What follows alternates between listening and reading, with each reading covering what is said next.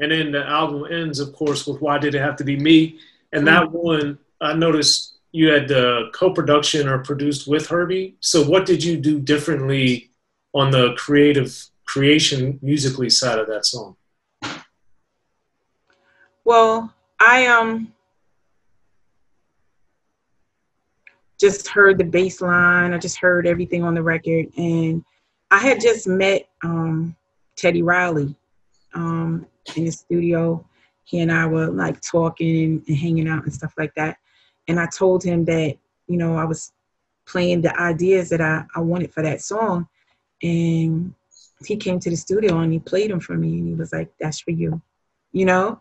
So I had the whole thing in my head already, you know? So Herbie just did part production with me because of course he worked on the finishing of it.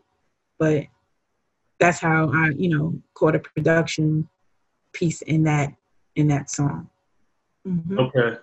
And did that artistically, did that have any extra meaning for you on the album, or was it just, did you look at it another song, or was it more meaningful since you did help on the music side more so than the other tracks? Well, LL had a record called Why Me Baby. If you listen to it, it's Why Me or Why Me Baby, I think it's titled.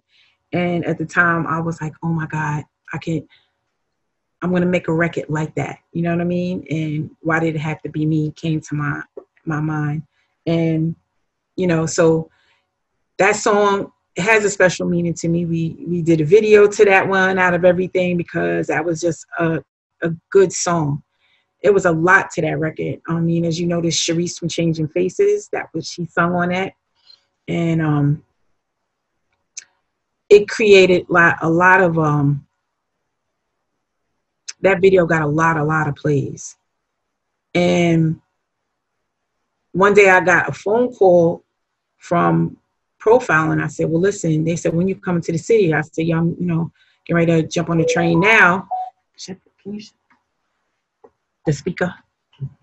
So I was going to the city and they said, no, you got to bring your car, because so many people wrote fan letters saying stuff like, yeah, that's why the guy, revenge back. Why did it have to be me? And that's why when she did that, this happened to her. And I was like, whoa. I mean, it was tons. I mean, not tons, but it was bags of fan mail that I had to read and answer, So I was like, that record has special meaning to me. It does. It's a powerful record. And like you said, It was on a smooth tip. And that one are the ones I remember the videos for. So I don't know, I'm not seeing any others, but I remember. Nope. Yeah. So I remember that was very impactful. And at the time, since there weren't as many females out, that, it just had a big impact. So then it seemed to me like the Profile was, major label, major independent, at least at the time, Dane, Run-DMC, yourself, Rob Bass, all these things. So what led it to where you didn't do a second album with Profile? So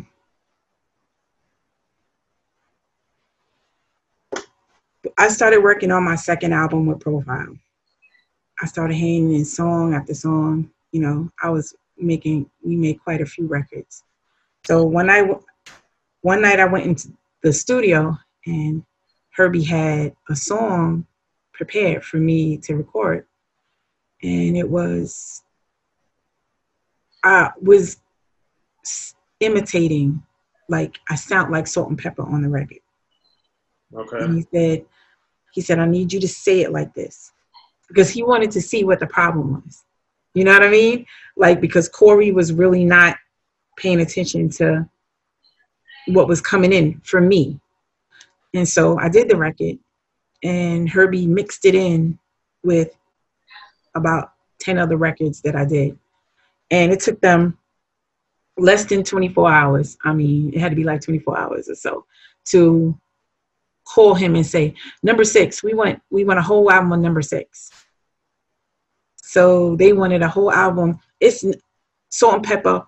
They were on fire. There's nothing wrong with nothing they ever did. It's just that it's not me. And I guess once they saw Salt-N-Pepa going, they wanted me to move more in that direction. And that's not what I was going to do. So I recorded more music, and it was just, he was not, they weren't focused on me the way they needed to be. And Run-DMC, Dane, Special Ed, me, we were all stuck in these 10 album record deals. If you notice, nobody recorded a bunch of albums for that. It's not just me. Only Run-DMC. No, how many albums does Run-DMC have? Well, they had several on Profile. They had a lot on Profile. They were the only one, really.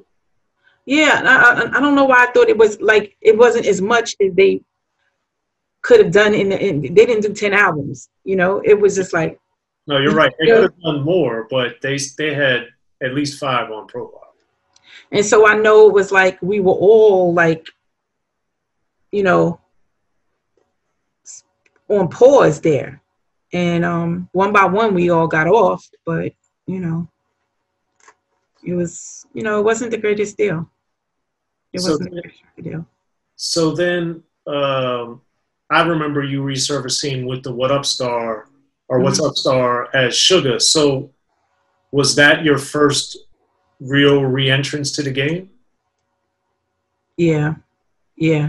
I was out for a while, and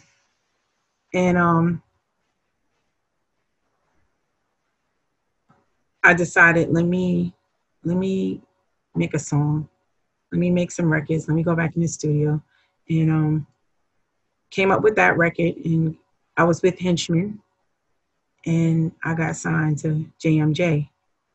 But the minute that record came out, it was on the show, the soundtrack to the show. And so I went on tour. It was almost a 2-month tour we were out. Promotional tour. It was great. And by the time we were trying to get an album together, Jam Master Jay lost the Def Jam deal. He was no longer part of Def Jam. So there was a choice of, you know, was I doing Def Jam or was I going with Jay, or what was happening? I didn't know what Jay was doing, but I just got released. So I never got to put an album out under JMJ. And what, because if I remember correctly, it's Ron, Ahmed Lawrence, and D.O.C did the beat, though. So, you know, for me, just on the outside looking in and as a fan, it was cool that Jam Master Jay and then, you know, those guys, you know, wanted to work with you, worked with you, and made this song, and Jam Master Jay's in the video and all these different things. Right. So with having a few year or several year layoff and then coming back, what did it mean for you artistically and personally that, you know, these icons in the game are like embracing you, endorsing you, working with you, putting out your music? It was great. It was great if it could have went everywhere it needed to go, if we were able to have, you know, succeeded in the project. There was a lot of things, like, it was a lot of politics behind the scenes that had nothing to do with me, with relationships of people not getting along and a lot of things going on. And you get, as an artist, sometimes you'll just get caught up in that, and, you know, your project can suffer because of everything that's going on, you know, behind your back. So that's kind of a lot of what happened on that with that deal. Yeah, because on the Breaking MC song, you also had that one.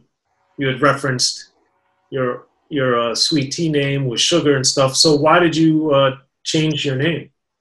Well, Jam Master Jay, when he first heard my stuff, he I was using the alias Suga. And then he said, yo, why don't we just call you Suga right now? He said, because I'm going to play this music for people and I'm not going to tell them who you are, because at that time it was like really a stigma for, we would call old school artists then in the 90s, you know? So I ran with that. So when he gave it to Russell, he told us the MC named Suga, you know, and he said, all right, y'all meet me down at the Time Cafe. I want to see her. And said, of course, as soon as I walk in the door, Russell saw it, he knew it was me or whatever. Then he just looked at me and was like, sign it. You know what I mean? So I guess he just wanted to make sure I still, you know, was in one piece. And if you know what that means. And then he was just like, all right, just sign it. So, and then we just ran with the Suga name. However, it was a lesson learned because, you know, I went on the road, you know, had plenty of those pretty little pictures, the sign with Suga on it. And all of the fans walk up to me and say, can you just sign my picture, Sweet Tea? So I spent a lot of time hearing that, you know. Can you sign it, Sweet Tea, please? My name is Lisa, but can you sign it, Sweet Tea? My name is, can you sign it, Sweet Tea? So I was like, okay, so this is not working, you know. And had the album come out, I was going to try to evolve Sweet Tea back into it and just, you know, make it an AKA, you know, Jay-Z has Hove and all these different names. I was just going to blend it and put it back together because it was a little bit of an issue with the fans. But, you know, it was a cool record, though. It was definitely a cool record.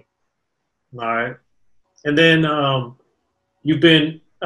heard and seen you put out some stuff. So are you still working on material? Absolutely. Absolutely. Okay. So what's coming soon?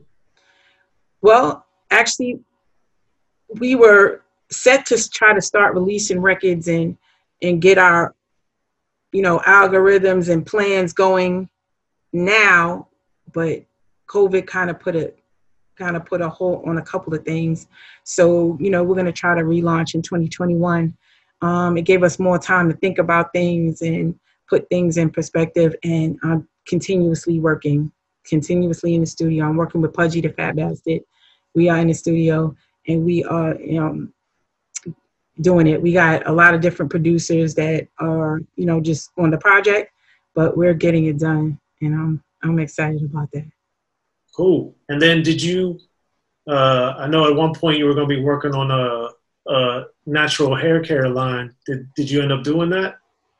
Yeah, we were actually trying to put a whole deal together with Miss Jessie's. And that was, you know, I grew up with them. And so they wanted to take some of the hip hop girls and we were going to get together and, you know, do a project, you know, and work according with the line. And she was going to work with all of that. But of course, sometimes when you're trying to put a bunch of things together, sometimes things don't go the way you want them to go, you know. So it fell to the wayside, you know, that project fell to the wayside. But I still love Miss Jessie's and that's still my girl, and, you know, and I want to thank her for even offering to, you know, work with us. Absolutely. Okay. Well, there it is. So I know now that I see what time it is, it's more than the time. But that's why I was trying to go faster at the end. Is there anything I didn't ask you that you wanted to talk about or that I should bring up? Well, I mean, just know, like you just asked, new project 2021. Please, you know, follow me, Sweet Tea the MC, on all social media platforms. And, you know, just stay tuned for your girl.